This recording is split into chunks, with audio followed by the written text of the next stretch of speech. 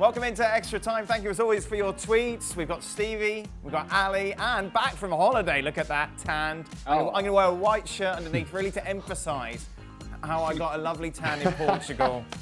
Julien, Juls, did you have a nice break? Big timer. Yeah, I know, big timer. Look, he's got a watch on and everything. Very nice. Thank you very much. It was very good. Oh, lovely. Okay. How do you feel, Stevie, about Danny Rose's argument with Jose Mourinho? And for Stevie and Ali, do those types of interactions happen often between players and the coach? Well, this is referring to the Amazon documentary about Tottenham Hotspur, where you see Danny Rose coming in and ask Mourinho basically why he's not playing. And it's this awkward, you're kind of watching it through your fingers because, I don't know, it's just weird. Stevie, you must have had quite a lot of players coming in asking why you weren't playing. Yeah, they would come in, but they didn't come in with that sort of attitude. Right. Because the point being that if you go to the coach or any of the staff with that attitude, the only thing that's going to happen is whatever you want isn't going to happen. Sure. So I've never actually. I actually witnessed Craig Johnston after getting substituted at Wembley, sitting down next to Joe Fagan and trying to. It was almost as if he was trying to talk him into putting him back on.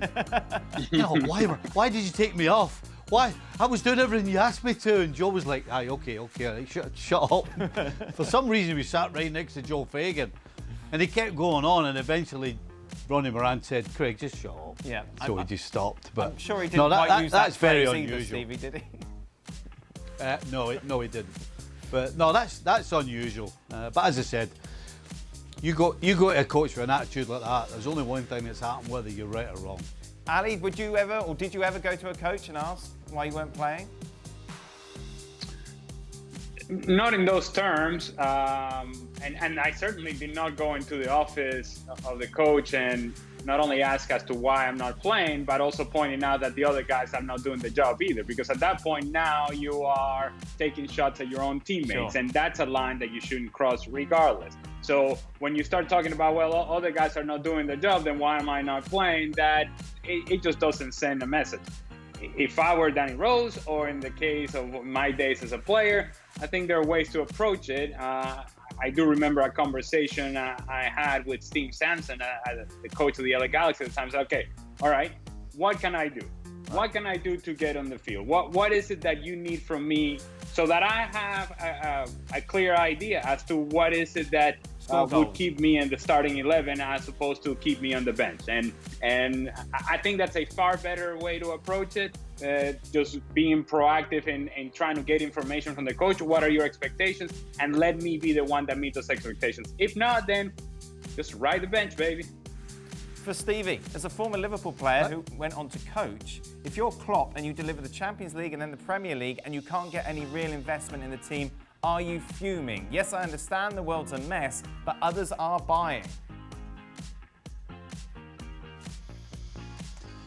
Well, I don't think you should be fuming because, you know, the club have previously backed you when you've needed it and when they've had the money. If the club don't have the money, then you can't go crying.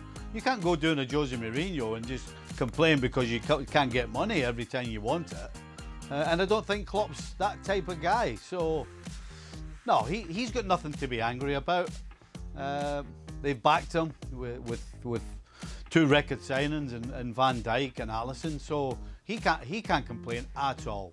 He just has to be patient, understand that he's got a good side and he needs to keep that good side playing until the funds are made available to him to strengthen or whatever he wants. Is it smart for a club to sign numerous players that were relegated the season before, such as Newcastle are doing with the signings of Fraser, Callum Wilson, and most likely Jamal Lewis? Is this because of the reduced price tags set on the players, Jules? Yeah, I think that's the main reason why you do it. If Bournemouth had finished, I don't know, in the Europa League play, Wilson or Fraser would have been far more expensive. I mean, Fraser was out of contract, but you get the idea. Of course, if you go down, Bournemouth said they can't expect the money that maybe they would have wanted had they stayed in the Premier League than if they go in the Championship. And also the players probably push harder because they don't want to be in the Championship for a move, and maybe have a bit of leeway as well with their club to say, let me go, this is a good offer, this is 25 million, even if you wanted 50, maybe 6 months earlier or a year earlier, things have changed. So I think this is normal, and a lot of clubs actually are looking for who's going down and see what players they can get from those teams, like Norwich, like Bournemouth, and get them to stay in the Premier League, for example. And it's not really surprising, and it's quite common. Jules, what recruitment do PSG need for next season, and do you think they can reach the Champions League final again? No. It's an interesting one. I think they can build on the success they had this season. I think they will need more bodies in midfield, better players in midfield, some a bit more physical, because I think that certainly we saw against Bayern Munich at times that in terms of physicality in that midfield they were a bit light. Whether they can go and get someone who's quite strong, let's say like Milinkovic-Savic at Lazio, it's another matter. I think they need 2 full-backs, but certainly a right back, because Kerrer is not good enough for that kind of level. But again, those right backs who are very good are either very expensive or impossible to go and get at the clubs they are, so they have to be a bit more creative.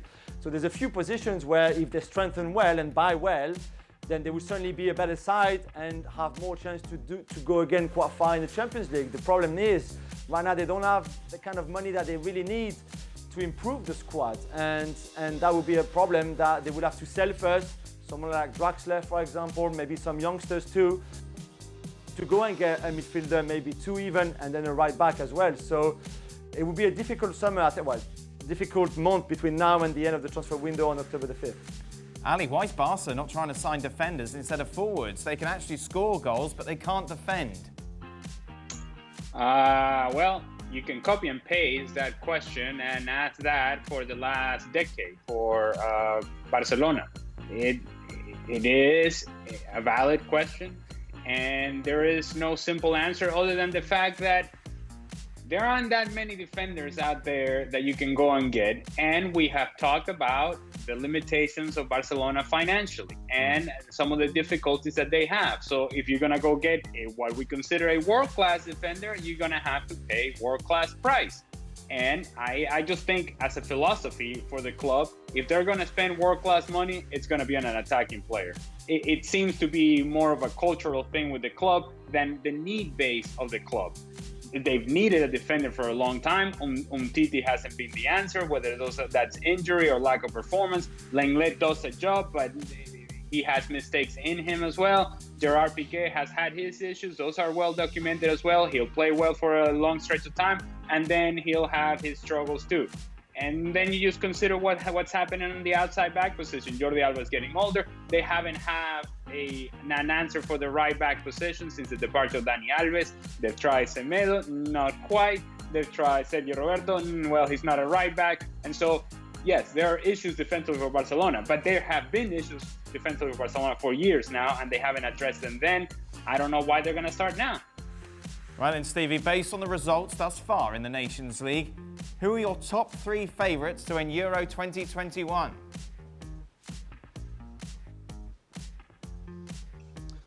France, Belgium, and then after that, I think there's probably 4 or 5 countries that are just absolutely very much the same. You know, England could be good, Germany could be good. You know, Spain will always give anybody a game. There are just so many sides that are just a little bit on the same level that I would stick my neck out only and say that France and Belgium are the 2 standouts for me. Jules, do you part-time as PSG manager? You and Tuchel look the same. What? Wow. Come on. Oh, hey. Come on. Hey, Jules, you can't take that. That's not good. No. Nah, I and can't with Tommy do that. Tuchel will be well this pleased look with that that. he's got going on now, come on. Tommy will be delighted. Yeah. Who's your doppelganger? Who do people mistake you for, Jules? Anyone?